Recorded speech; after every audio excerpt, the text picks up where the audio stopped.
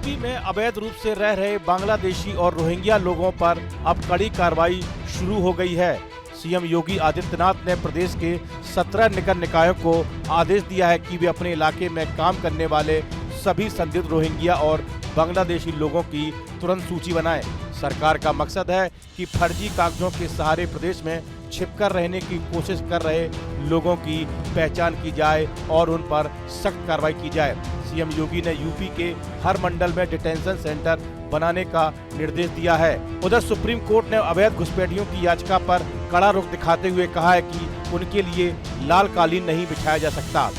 CM योगी ने आदेश दिया है कि जो भी संदिग्ध रोहिंग्या और बांग्लादेशी लोगों की सूची बनाई जा रही है उसे तुरंत कमिश्नर और आईजी को दिया जाए ताकि बिना देरी आगे की कार्रवाई हो सके। पहले चरण में अधिकारियों को यह तय करना है कि डिटेंशन सेंटर कहां बनेगा और उसकी व्यवस्था कैसी होगी। सरकार का कहना है कि प्रदेश में अवैध तरीके से रह रहे रोहिंग्या और बांग्लादेशियों की जांच की जाएगी। जिनकी नागरिकता संदिग्ध मिलेगी उन्हें डिटेंशन सेंटर में भेजकर आगे की कानूनी कार्रवाई की जाएगी।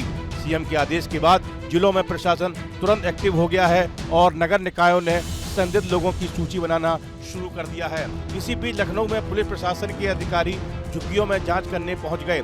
आधार, वोटर आदि की जांच पड़ताल की जा रही है। नागरिकों की पहचान सुनिश्चित की जा रही है। राजधानी लखनऊ के ठाकुरगंज में बांग्लादेशी महिला नरगिस के पकड़े जाने के बाद पुलिस मुख्यालय के निर्देश पर डीसीपी दक्षिण ने विशेष अभियान चलाया है।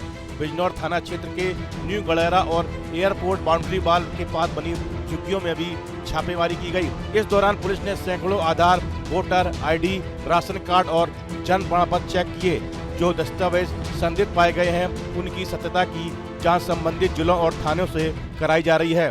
बीते दिनों सुप्रीम कोर्ट में 5 रोहिंग्या घुसपैठियों की रिहाई की याचिका पर सुनवाई हुई।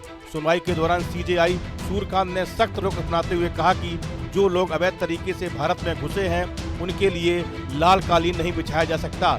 सीजेआई ने पूछा कि शरणार्थी का दर्जा किस आधार पर दिया गया और गृह मंत्रालय का यह आधिकारिक आदेश कहाँ है। उन्होंने साफ कहा कि जब कोई अवैध रूप से देश में घुसता है तो यह भारत की जिम्मेदारी नहीं होती कि उसे यहाँ रोक कर रखा जाए। चीफ जस्टिस ने देश के गरीब नागरिकों का हवाला देते हुए कहा कि हमारे देश में लाखों लोग गरीब हैं, वे नागरिक हैं, क्या उन्हें सुविधाएं और लाभ नहीं मिलने चाहिए? पहले उन पर ध्यान दो। ये सच है कि अवैध घुसपैठिए भी हों तो उन्हें 3rd डिग्री टॉर्चर नहीं करना चाहिए, लेकिन आप हैबियस कॉर्पस मांग रहे हो कि उन्हें वापस लाओ।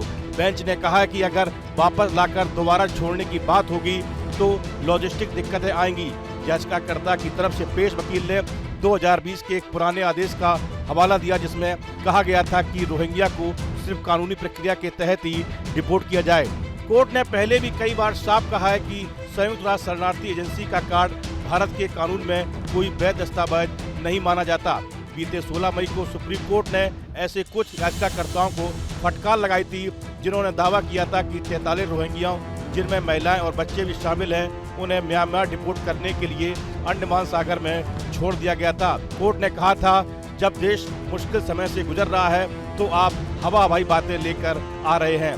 8 मई को सुप्रीम कोर्ट ने कहा है कि अगर देश में रोहिंग्या भारतीय कानूनों के तहत विदेशी पाए जाते हैं तो उन्हें डिपोर्ट करना होगा। इस मामले की अगली सुनवाई अब 16 दिसंबर को होगी। इस वीडियो में फिलहाल इतना ही। आप बने रहिए न्यूज नेशन के डिजिटल प्लेटफॉर्म के साथ। जहां भक्ति है हर शब्द में, कथाओं में छुपे हैं दिव्य रहस्य और ज्योतिष देता है जीवन को दिशा। धर्म से जुड़ी हर बातों को जानने के लिए हमारे चैनल स्तुति को सब्सक्राइब करें। चैनल पर जाने के लिए इस लिंक पर क्लिक करें।